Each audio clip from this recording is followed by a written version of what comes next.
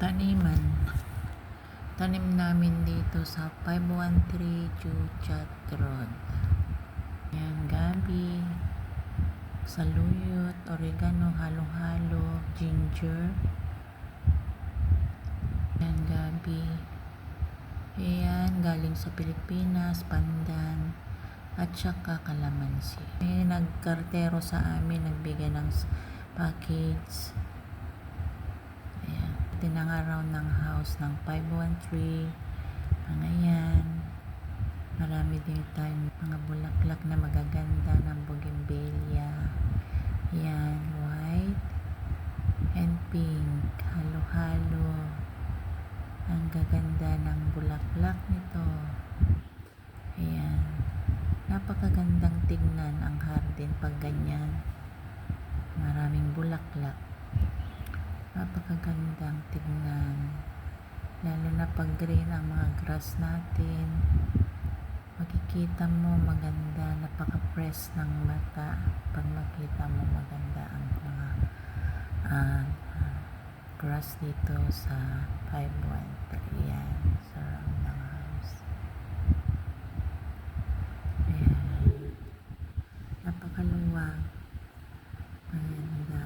Maglakad, mag-exercise, mag-walking kami kung minsan. At ito naman yung orchids. Ayan, ang mga bulaklak niya. Napakagandang tingnan. Ayan. Diyan ako nagtira ng how many years? 20 years ako diyan sa bahay na to.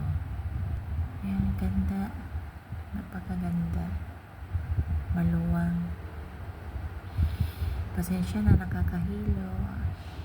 May mga prutas din kami dito, mangga. Ayan. Tingnan natin yung balonglong. May bunga yan, yan. Ayan. Ayan. Ayan. Masarap din yan. Sa kalamansi, mga pandan, yan. Yan, napakagandang tignan. Yan ang palaya ko. Yan, granatis at saka yellow ginger. Maganda rin yan. Yan, napakaganda.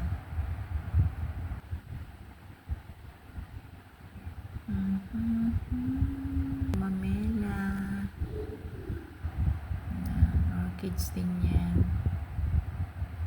Yan, kamote. Japanese na kamote.